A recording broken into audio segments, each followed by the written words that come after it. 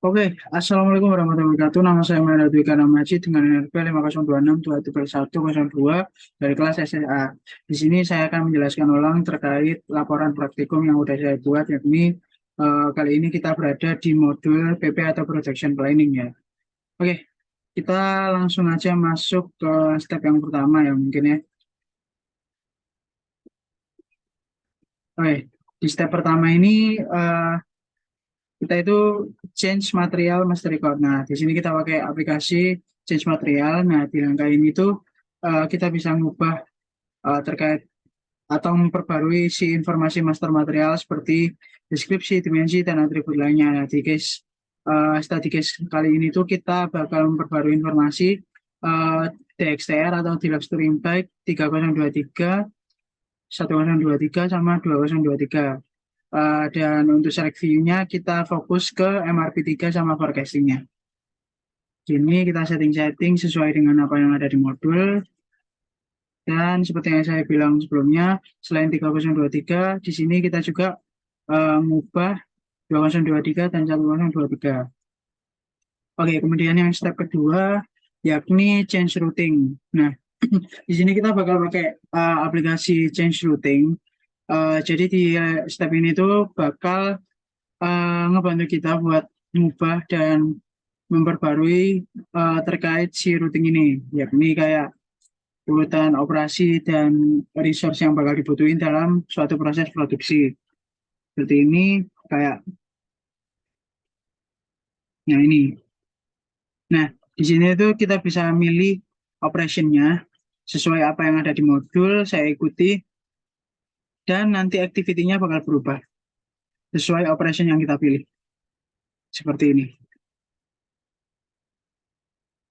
Oke. Dan nanti outputnya itu berupa si group number ya, ini namanya group number 50 bla bla bla 418. Oke.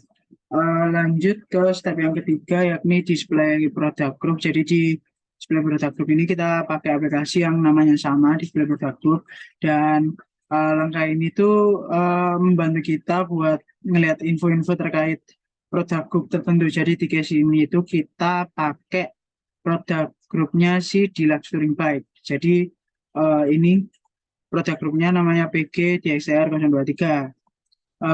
Dan grup produk ini fungsinya itu buat ngelompokin produk-produk yang memang punya karakteristik atau atribut-atribut yang sesuai gitu loh, komponen-komponennya sesuai, serupa gitu. Terus ini tuh bakal memungkinkan kita buat ngelihat atau mengakses info-info terkait produk secara terorganisir atau secara terstruktur gitu. Jadi nggak berantakan gitu. Nah ini misal produk grup Zero Suling Bike ada tiga kan, 1023, 2023, 3023. Nah ini cuman beda warna doang. Dan ada beberapa komponen yang beda juga. Tapi kayaknya sama sih, sepengetahuan saya. Terus yang step keempat itu create sales and operation plan. Nah, di create sales and operation plan ini kita pakai aplikasi yang namanya sama, yakni create sales and operation plan. Dan di step ini tuh kita eh, jadi si user itu bikin plan penjualan dan operation buat ngitung jumlah produksi yang bakal dibutuhin. Jadi nanti itu outputnya itu rencana ini bakal si plan ini itu bakal ngaruh di eh, planning persediaan dan alokasi sumber daya dalam proses-proses produksi berikutnya gitu. Jadi ini kayak di sini kita bisa milih auto model selection dan nanti si sistem SAP-nya itu otomatis milih dari beberapa ini. Ada trend, season, trend and season, terus seasonal model. Jadi di sini ke pick trend and season. Oke, kurang lebih seperti ini dan nanti outputnya jadi plan-nya save under version number A00. Oke, next kita ke yang kelima yakni transfer SOP to demand management. Jadi di sini kita pakai aplikasi yang sama dengan namanya. Terus di sini tuh setelah kita bikin si rencana penjualan di step sebelumnya, rencana penjualan dan operasional, kita bisa nge-transfer informasi tersebut ke si modul demand management. Nah, ini tuh memungkinkan info-info terkait rencana itu digunakan sebagai dasar buat mengelola permintaan dan perencanaan produksi lebih lanjut. Seperti ini. Ya, kurang lebih kan isinya sama ya. Ada TXT 1023, 2023, dan 3023. Nah, ini per bulannya juga ada perencanaan produksi gitu. Terus yang keenam, review demand management. Nah, di sini kita pakai aplikasi Display Peers ya namanya.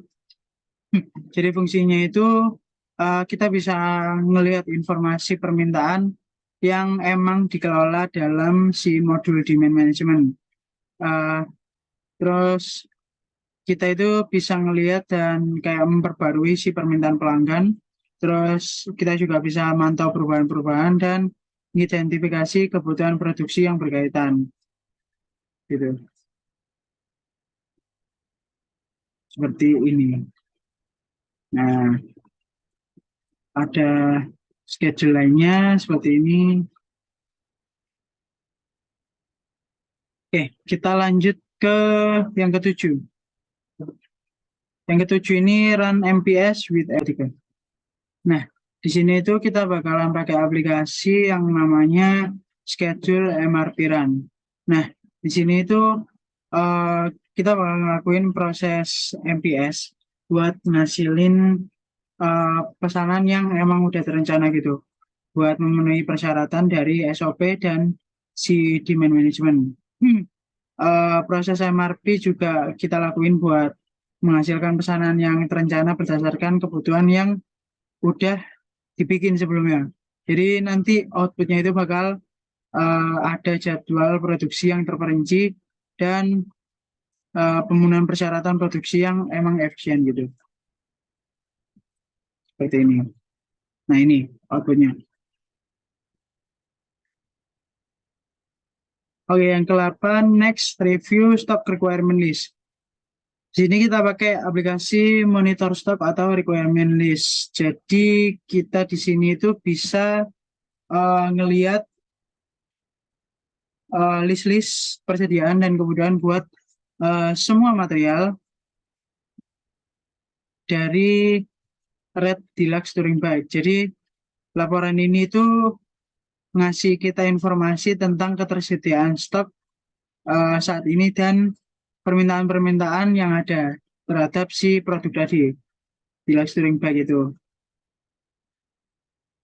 Uh, dengan laporan ini itu kita bisa memahami situasi persediaan dan juga kebutuhannya. Jadi nanti di akhir itu kita bisa bikin keputusan yang benar dan efektif buat mengelola persediaan dan perencanaan produksi berikutnya. Gitu. Ini ada per day, per week, atau per month juga. Oke, kemudian step ke-9 yakni convert plan order into production order. Jadi di sini itu kita pakai aplikasi monitor stok atau requirement list. Jadi di sini itu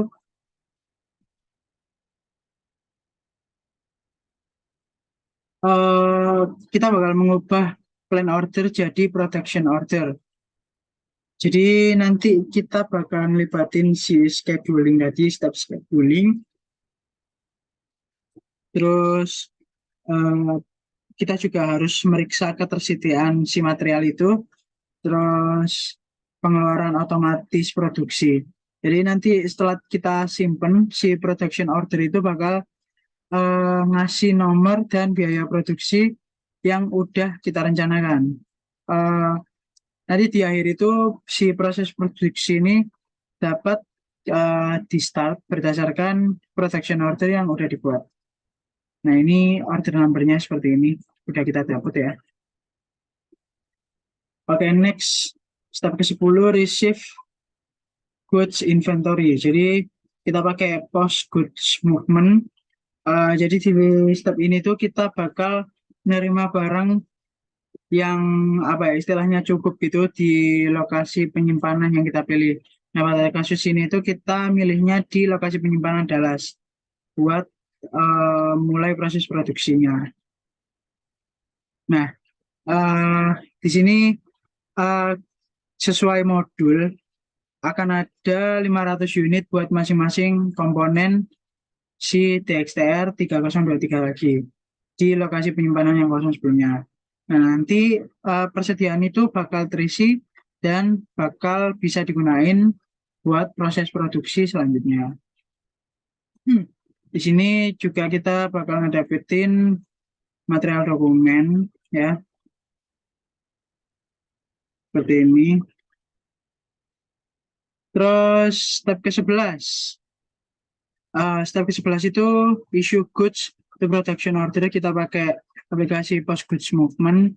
Jadi di aplikasi ini tuh komponen yang dibutuhin itu bakal dikeluarin dalam jumlah yang benar, yang sesuai gitu dari buat proses ordernya. Jadi buat mempengaruhi pengurangan stoknya, update konsumsi maupun perhitungan biayanya, eh, proses ini tuh bakal mastiin bahwa semua komponen yang dikeluarkan itu bakal digunain dalam proses order berikutnya. Sini kita juga dapat material dokumen number seperti ini. Oke, lanjut step yang ke-12. Jadi step yang ke-12 itu review production order status. Jadi di sini kita pakai aplikasi display production order. Kurang lebih di sini itu kita bisa melihat status pesanan produksi yang sedang berlangsung ya. Jadi kita bisa mantau gitu kemajuan produksinya. Nah, di sini. Ini kan dari sebelumnya itu berubah seperti ini. Jadi kita tuh selain bisa mantau kemajuan produksinya, kita juga bisa ngelacak kalau misalnya ada masalah atau perubahan dan mastiin pesanan produksi itu berjalan sesuai rencana yang dibuat di awal. Oke, mungkin kita lanjut ke step yang ke-13 yakni confirm production completion. Nah, di sini itu kita pakai aplikasi Enter Production Order Confirmation. Terus setelah pesanan produksi itu udah diproses, kita bisa mengkonfirmasi apa ya, finish gitu. Kalau misal produksi ini itu udah kelar, udah selesai. Konfirmasi penyelesaian gitulah. Jadi ini melibatkan pencatatan informasi seperti jumlah produksinya, waktu penyelesaiannya, dan juga kualitas-kualitas produksinya.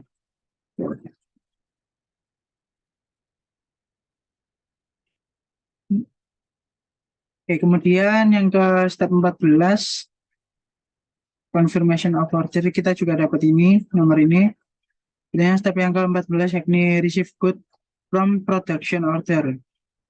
Kita pakai post good movement lagi-lagi. Terus di sini tuh produk yang udah selesai diproduksi itu bakal diterima ke dalam inventory barang jadi atau finish good ya. Nah, di sini tuh yang penting itu kita mastiin jumlah yang tercatat itu sesuai dengan rencana awal dalam order produksi dan konfirmasinya. Nanti itu ketersediaan produk jadi dalam inventory itu bakal akurat buat perencanaan dan pelaporannya nanti. Jadi nggak ada miss lagi gitu loh. Terus di next step yang ke-15 ada review cost assigned to production order, kita pakai aplikasi display production order. Jadi langkah ini tuh memungkinkan kita buat ngelihat dan evaluasi biaya yang udah dialokasikan ke pesanan produksi. Jadi kita bisa melihat biaya bahan, biaya tenaga kerja, biaya overhead, dan biaya-biaya lainnya yang terkait sama proses produksi tadi.